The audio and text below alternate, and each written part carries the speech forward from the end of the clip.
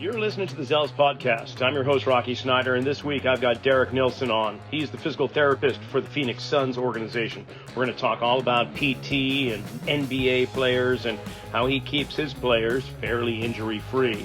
But before we start, be sure to check out the workshop that I have going on outside of Boston at Physio X in Needham, Massachusetts. That'll be September 23rd. There's still a few spots available. You can just go to rockysnyder.com, go up to events, click on courses and workshops, and register now. There is a little early bird registration available still, and we'll see you there. Now on to the show.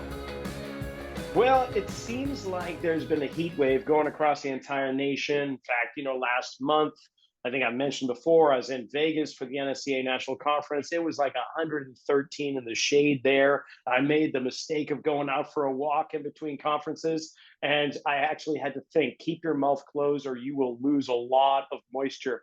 Well, my next guest, he's living in the land of the forever burning sun, and he is the physical therapist for the Phoenix Suns, Derrick Nillissen. Derrick, thanks for being on Zealous, first of all. I'm really glad you're not melting. You're probably in some air-conditioned place. Hey, what's up, Rocky? Yeah, thank you so much for having me. Yeah, like you said, it's been really, really hot here. I think at one point we had over 25 days above 110 degrees, which is pretty wild. You're pretty glued to the indoor activities or to a pool. So, yeah, thankful to be in an air-conditioned room at the moment. Now, we were in Vegas actually at the exact same time because, at least if I'm correct, because the Summer League was happening for the NBA in Vegas during the same week that the NSCA conference was going on. What's the Summer League like for you as a physical therapist? Is that like, kind of vacation time, or are you in it day in, day out? Are you dealing with just your players, or how does that work for you? For sure. So I spent the entire summer league with the team this summer. I worked it in a physical therapist role. We had a couple injured guys that I was primarily working with. Other than that, it's a great time to connect with other individuals across the league and people in town. For the Eric Mira put on a PT conference the opening weekend of summer league, so I attended that and got to talk to a lot of the PTs around the league, as well as some other disciplines as well. And then the NSCA conference, I wasn't able to attend, but a lot of people in town for that. So it was also great to be able to connect with some of the individuals attending there as well. And now you had some time prior to the last 3 or 4 seasons with the Suns. You've been with the Mercury too, and not only as a physical therapist, as I understand, you were the strength coach as well. You're wearing 2 hats. Is that right? Yeah, that's correct. So I spent 3 seasons with the Phoenix Mercury of the WNBA here in Phoenix. So we're under the same umbrella as far as an organization standpoint. So I was able to work both teams, where I would work the Suns during the Mercury off seasons, but the Mercury were my primary commitment. But yeah, like you said, I wore multiple hats, both as a physical therapist and as their head strength coach, which really think was foundational in my own development to where I am now. In what way? In what regard? Like, can you point out a couple of things? So as a physical therapist, you think their primary area of expertise would be within the rehab setting. But I really think the cornerstone of high quality rehab is foundational strength and conditioning principles, and just getting really, really specific with some of the local injury needs that need to be met following injury or following some sort of flare up, if you will. Yeah, of course. Yeah, that makes complete sense. I mean, if you've got a sound structure, it's more resilient. And where do you get that? But through strength conditioning. And then hopefully those movement patterns are efficient enough where they're not going to create compensatory things that create a higher likelihood of injury. That completely makes sense to me. But I'm curious, though, is that I think you're one of my first guests who has been at the high level of the WNBA, transitioned to the NBA more or less in the same capacity. So therefore, the question I have right now is, what's the difference? Aside from the obvious gender difference, right? But what is the difference between athletes in the WNBA and the NBA? For sure. So obviously the gender differences and the size differences are the first things that people will think of. But the resources that are available to the teams in the WNBA just are not quite as sound as the resources available in the NBA. The staffs are smaller. When you're on the road, the access to whether it be a hotel gym or some other gym is minimal, and you have to do more with less in those instances and with smaller staffs. So that was certainly challenging. And I think during my short 3 seasons in the WNBA, I think the league definitely grew. And, you're seeing it now with like the Las Vegas Aces, for example, like built their own practice facility. I believe the Seattle Storm are doing the same. The Mercury, the Suns and Mercury share a practice facility here in Phoenix. So you're seeing some of the advances in resources for the women's teams of the WNBA in comparison to the NBA, where it's like we have, every resource at our disposal, and most teams have pretty large staffs where you're really only wearing one hat. Yeah. I mean, there's almost one coach per player compared to something like the NFL where there's one coach for 10, 12, whatever players. Yeah. Which is really kind of nice for you. But when it comes to like injuries, and I'm not going to bring up like Q angle, pelvic structure, or anything like that, although I guess we could throw it in there, but like, what do we notice a difference between the common injuries within the NBA compared to the WNBA? Or are they both fairly similar?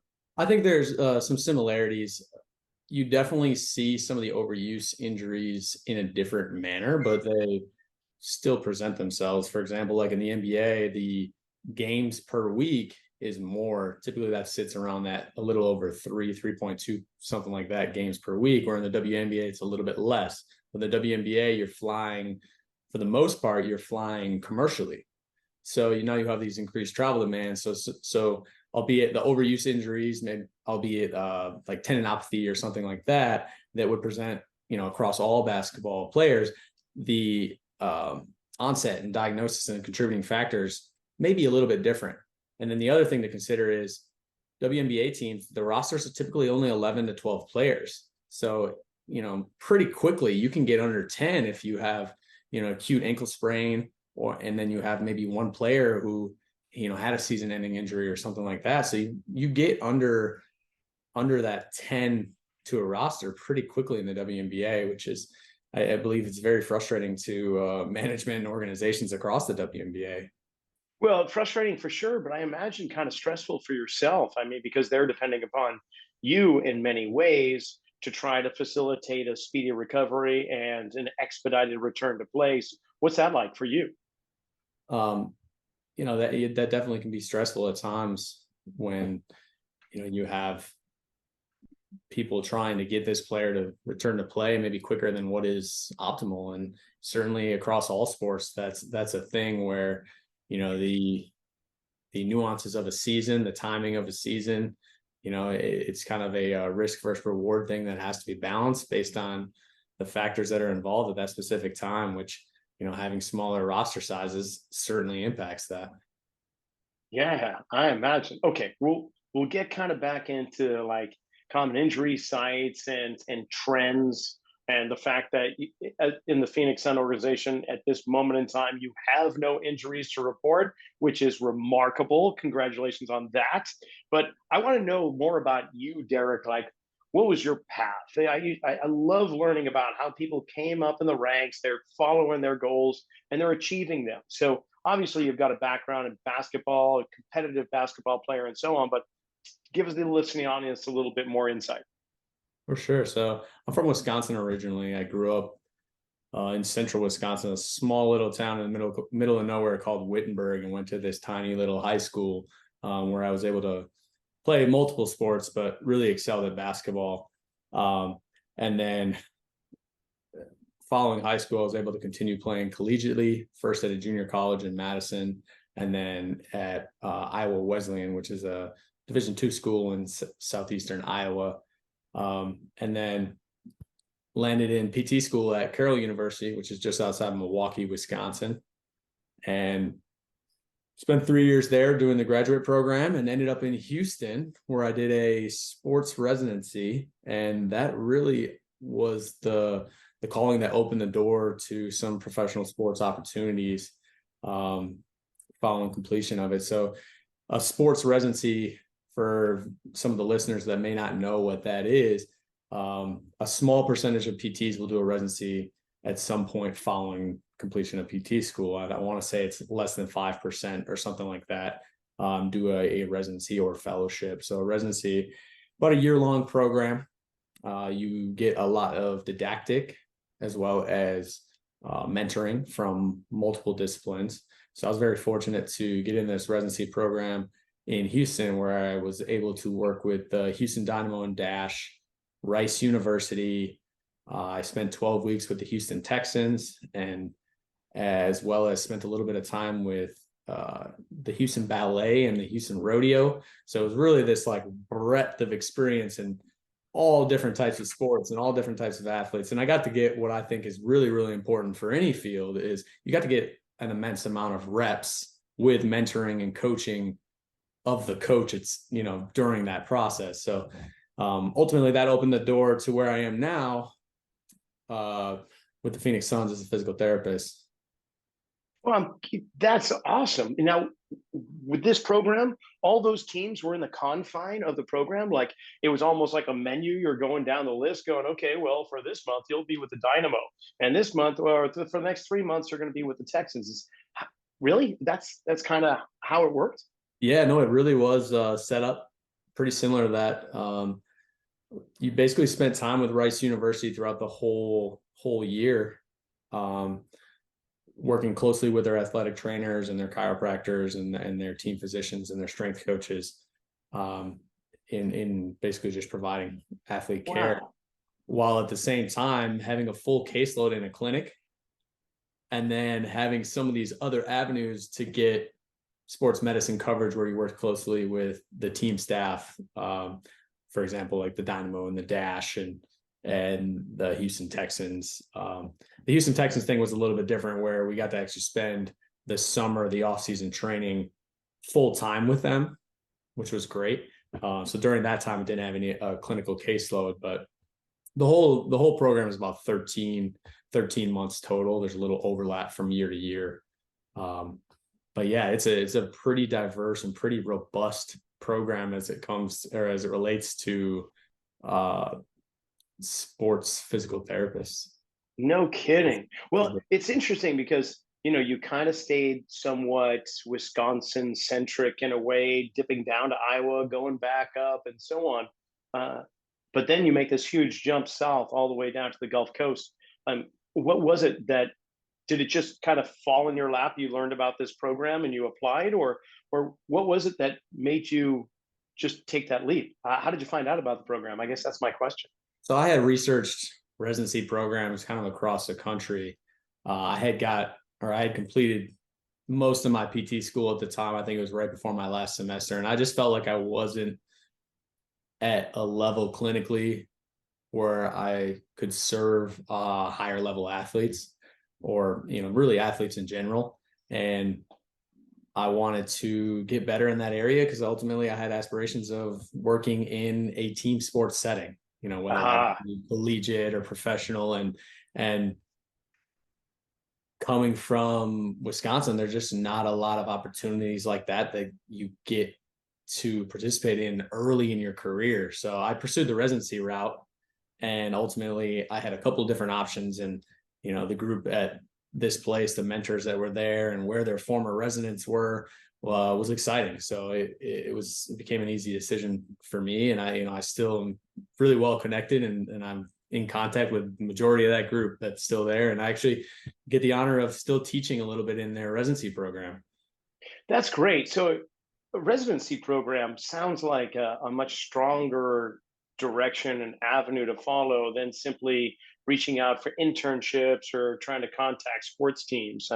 It doesn't seem, like you say, only about 5% of individuals seek those out. So, but there's residency programs all over. In fact, one of the trainers that used to be here in my facility, he went off, as it often is the case, to become a physical therapist, went to school back in Omaha, And then I know he grabbed a residency up in the Pacific Northwest, but he's the only one aside from yourself that I know have done that. So um, I guess for those aspiring physical therapists, maybe athletic trainers even who are thinking about physical therapy, perhaps, how did you research that? I mean, obviously Google, but are there certain places that you go? Is there a website that talks about residency, or are they all separate ones? Yeah, no, through the American Physical Therapy Association, APTA, there's basically a large database that it lists all the residencies and gives you more information about each one in each specific discipline across physical therapy. So whether that's sports or orthopedics or geriatrics or neuro, there's a lot of different avenues that you can take that. But ultimately, when it comes down to deciding whether or not to do a residency, it's really about, number one, are you in a position where you can take that type of sacrifice where you do take a pay cut with a concurrent increase in time commitment, which is tough. That's tough. Yeah. But I really think that with how competitive the sports PT market is, you're going to have to sacrifice anyway. So if you can find a residency or a mentor where you can really dive into that or land an internship or whatever it may be, it does entail a little bit of sacrifice. But I think a really important driver in my decision to do a residency was where the former residents were that I completed it. And, the residency I completed it's turned into this springboard for baseball physical therapists. I think there's like 10 former residents that work in baseball in some capacity, whether it's minor league or major league. And then Wow. I do believe there's a couple that work in the NFL as well. So it's kind of like this springboard to pro sport, if you will, which is really cool to see. That's really cool. Okay, so you have achieved your goal, right? You had this goal that you wanted to work in some competitive, whether it was college or professional sports. Well, you're there. So what now? I mean, what's your goal now that you've achieved that? I mean, I'm really locked into, just getting better at the simple things, the day to day, getting more efficient at all the things that I can provide, whatever services I am, and really just serving these high level athletes. Okay, so what does that involve? Like you have strengths, you have certain techniques, insight, education, information, hands-on experience, and so you've got some superpowers, shall we say? What's your kryptonite? Kryptonite. I'm a, maybe too much of a skeptic at times. I'm very much a believer in the most simple solution is always my first potential solution when I do have a problem. And then I'm also a big skeptic when it comes to changes and new things. So that's just where I fall on the spectrum. I think it's important to be part of a group and have people that balance you out so that, you ultimately end up in this area that is what's best for the athlete at that given time. All right. Well, I take it you're a really a curious individual that is looking for more insight, information, and knowledge. And you're always kind of asking why or how can I do things better or more efficiently. You even said it just a moment ago. So, what elements are you pursuing right now in the in your spectrum of physical therapy and maybe even blending in strength and conditioning, perhaps? But what what are you looking at? What are you curious about that you're pursuing? For sure. So one of the things that I've really been deep diving, I would say, over the last few months is um, isokinetics. Uh-huh. So isokinetic testing, training via isokinetics, as well as all things deceleration. So where I live currently is I really try to break down the component parts of a deceleration task and work on those parts individually. And that's kind of where I live is more of this local parts based method. And then I hand that off to other professionals when it comes to global integration, if you will. Okay, so deceleration, aka maybe eccentric loading, and looking at joint speed or collectively like kinematic sequencing of movement. That's what we're talking about. Absolutely. And then I think I talk about isokinetics and deceleration. Like I think they're very well intertwined. A lot of times, I'll break down, this deceleration task to, what are the knee contributing factors. And oftentimes that's where maybe the lack of performance lies, is literally just isolated knee torque output, which I can assess and train on an isokinetic machine, such as the HUMAC norm. And then how do you then integrate? Is it that just an immediate process where we're going to isolate and then we're going to throw it into the system and then we're going to basically reassess? And did that have efficacy? That last part you said right there: assess, reassess, assess, intervene, reassess. I basically apply that across the continuum, whether I'm breaking down to, the smallest little contributing thing, albeit big first MTP extension or whatever it may be, all the way to, all right, let's see what this looks like globally when they get more in the task itself. So do you do a joint by joint assessment then? Is that what you're saying? Absolutely. Yeah. No, I'm really going to do closed chain, open chain, or both? Both. I am a sucker for isolation. I'm getting turned on right now. I don't know if you can tell. I'm really, but go ahead. Sorry, I didn't interrupt. No, I am a sucker for being really stingy with local qualities, if you will. For example, if someone had a knee surgery and we're trying to consider if they're ready to jump or run or change direction or whatever that task may be, I'm very, very much a stickler that they have the local qualities necessary to begin that task. And oftentimes there's not literature that says, hey, this is the number. So it's very gray at times, but I'm thankful that I have access to an isokinetic testing machine that allows me to get basically research-based testing values that I know that I'm testing the quality that I really want to test. So I'm answering the question with an accurate answer, rather than a lot of times what you'll see is we're taking this assessment and it's not actually assessing what we're trying to assess, if that makes sense. Yeah, I'm just now in my head, I'm thinking, okay, if you're isolating for knee motion, flexion, extension, internal, external rotation, a combination of both, whatever it is. And we're talking about lever systems and fulcrums. And I know that the longer the resistance arm or force arm is, it's going to change the speed and torque and all that. So you must have some type of spreadsheet based on maybe femur length or tibial length or something like that, because all players are going to move differently. How do you address the individuality of each player when it comes to like knee mechanics?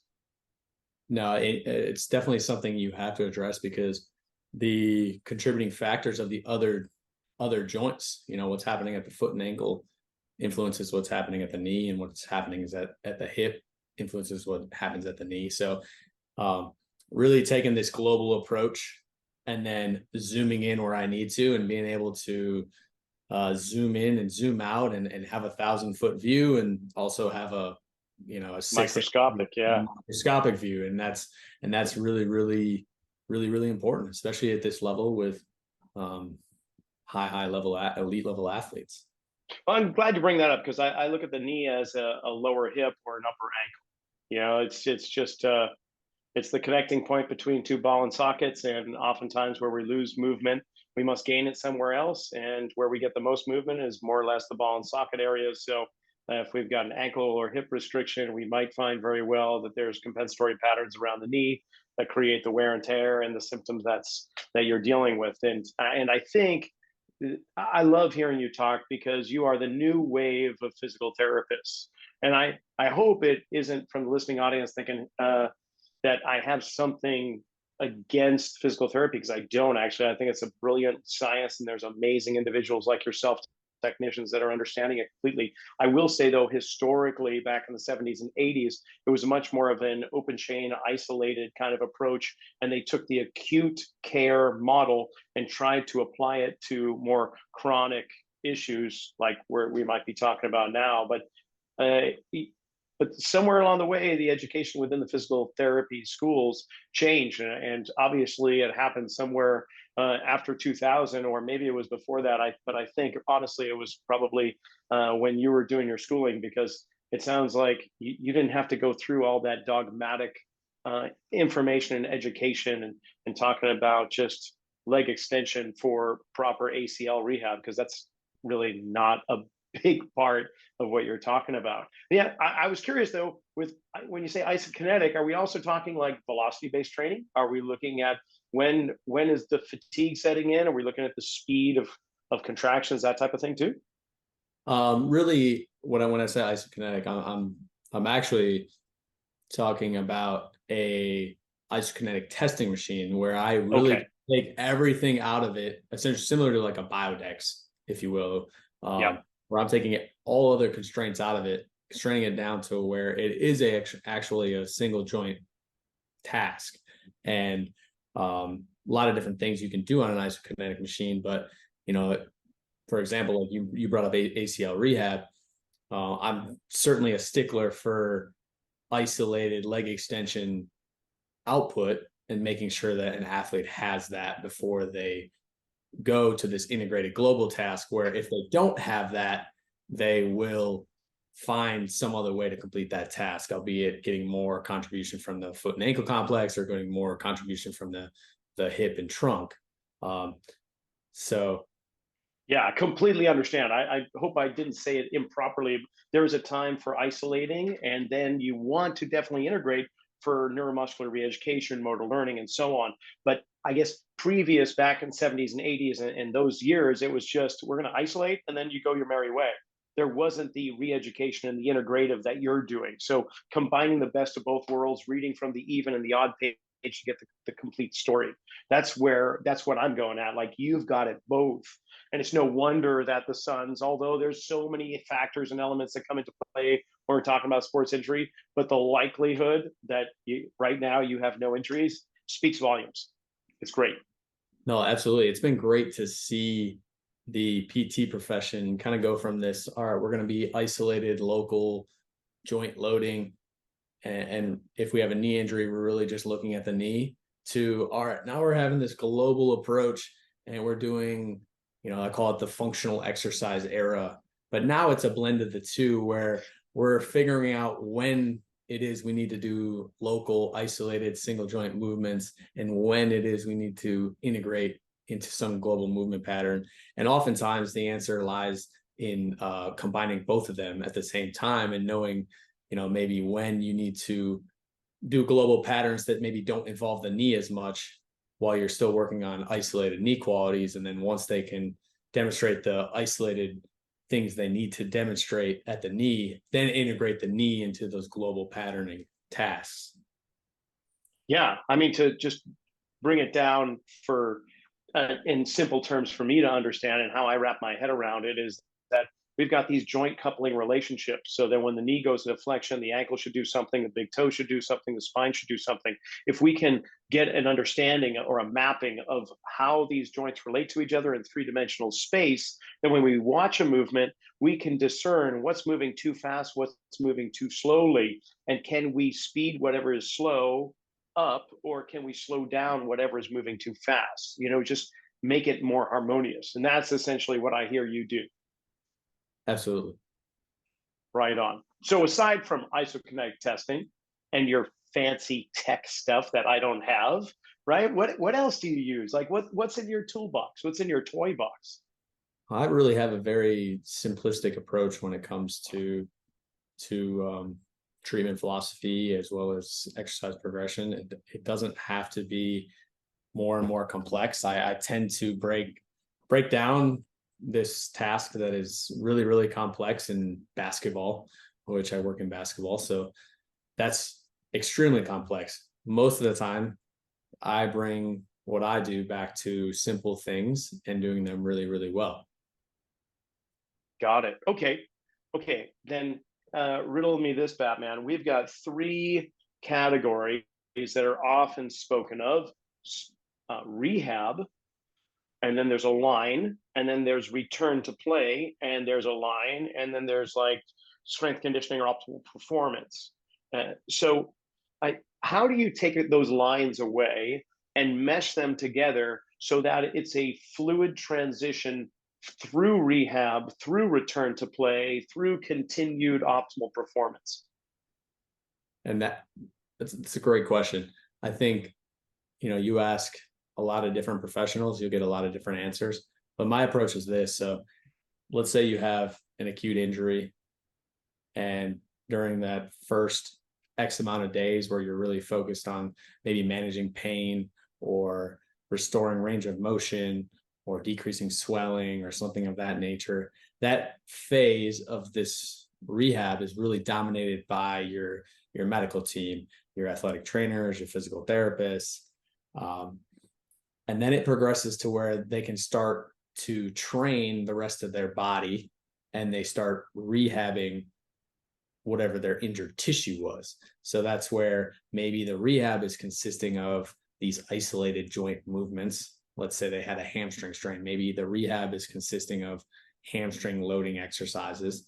And then your performance staff or your strength conditioning staff is training the rest of their body from a strength standpoint. Maybe they're doing speed and power with their other leg, or maybe they're maintaining whatever fitness and speed-based qualities they can through safe and effective means while they're still rehabbing. And then they get to a point where they meet maybe their goals for rehab, and the athlete then typically would transition to the performance staff or a strength conditioning staff, where they're really trying to optimize their performance, and they're going through their return to play progression, which typically at that point, the rehab piece becomes the sport.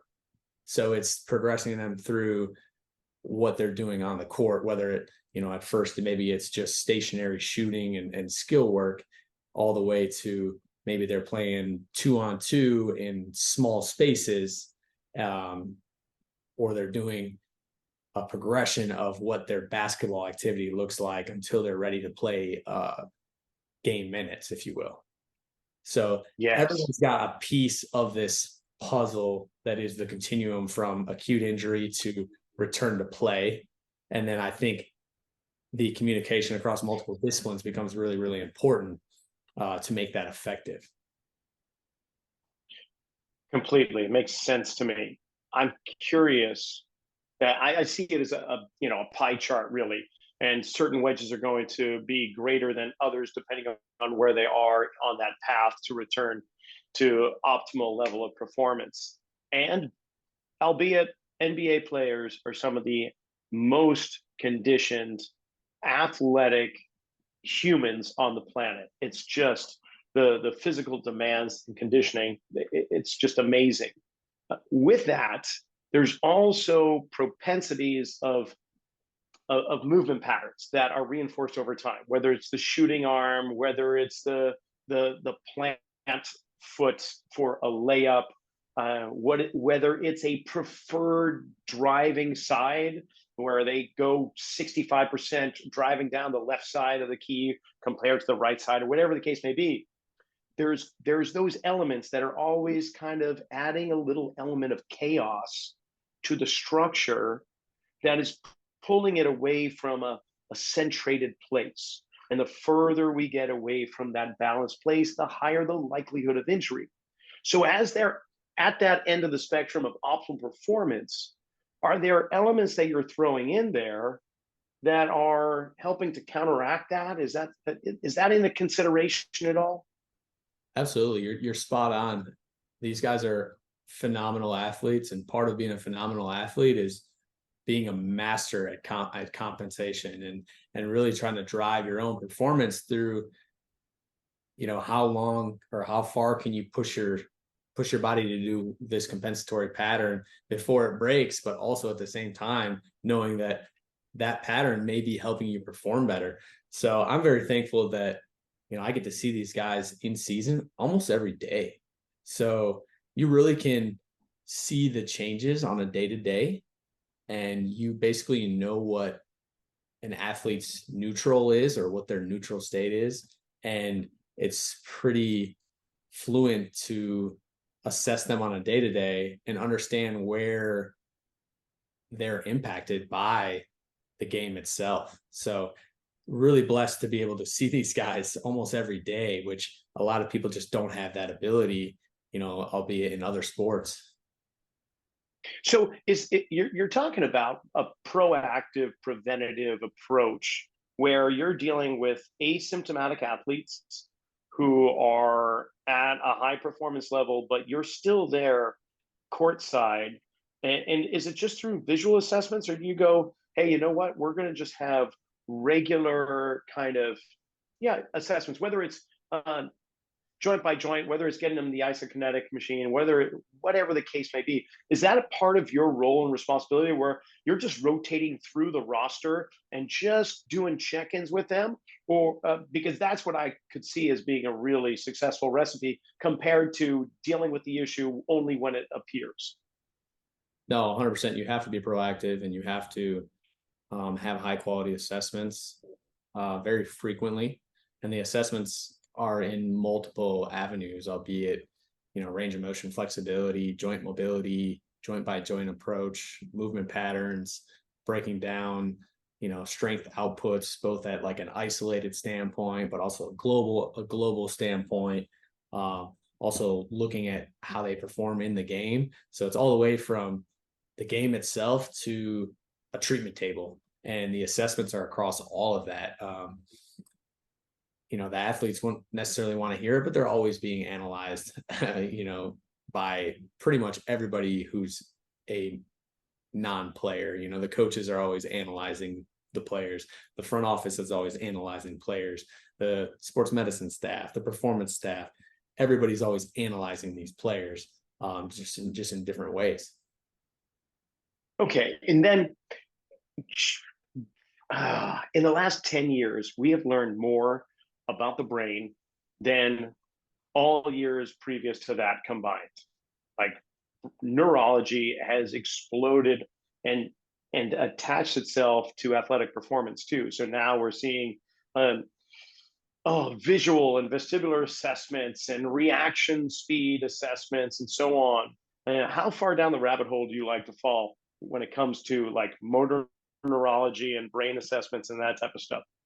I don't go too far down the rabbit hole there. I'll typically punt that to someone who's a little bit better than me. But one thing I do a lot, even in my own training and with people I've worked with from years ago to now, is use feedback as a driver for increased output. So, we have feedback like autonomic nervous system feedback. Oh, I'm talking like force feedback. So, for example, take a like an isometric mid thigh pull or something of that nature, where we're on force plates, and you're really just giving that athlete feedback of, this is where you're at, this is the number you're hitting.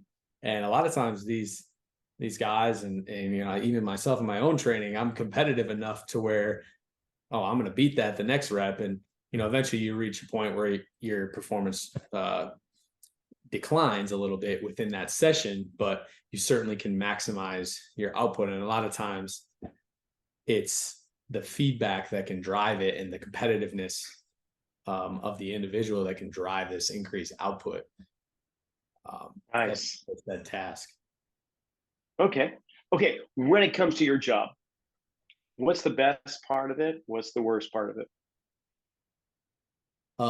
Oftentimes the best part is I sit back and I realize, during a game, for example, hey, I get to watch basketball almost every day in some capacity, albeit I'm working during that time. I'm watching basketball, which as a kid, like, my ultimate dream was to play basketball at the highest level. And I realized pretty quickly I couldn't do that. I was fortunate enough to play collegiately, which I'm thankful for, but to continue working within basketball in this current capacity, it's surreal at times. And oftentimes I need to kind of pull myself away to realize, hey, this is pretty cool. The worst part about it is the brutal travel schedule. So it's an 82 game season. So you're going to have 41 games on the road. That's a lot of time away from family, your loved ones, your friends. A lot of times where you're not sleeping in your own bed, which can be challenging at times. I very much approach it with an optimistic mind where, I get to see all these cool cities, and connect with people from different areas. So I try to approach that with a lot of optimism, but the schedule is really, really challenging.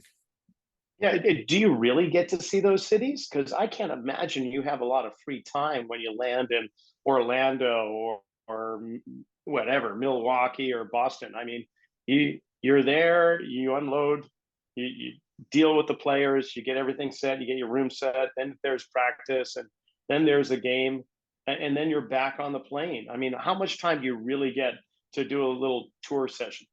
It's not a ton of time, but it's certainly enough time to, grab a coffee with a friend, or maybe sneak an adult beverage in, after a game, or in the evening. And then also, one thing I like to do, at least in the warmer cities, is typically on a game day, we have this gap between our morning shoot around where, we have a shoot around, and then we have this gap in the afternoon before we go for a pregame, and most of the players all nap. So, I have this 3-hour gap where I can, work out or get outside, which I tend to do is get outside and either run or walk or whatever it is, exploring a city. So that part is nice, at least. But yeah, you're 100% right. There's not a lot of time to explore the city, but you have to make the best of maybe the 2 hours you have here, the 2 hours you have there, and do that. Yeah, I got you. Okay, this has been amazing. You've thrown out so much insight and information.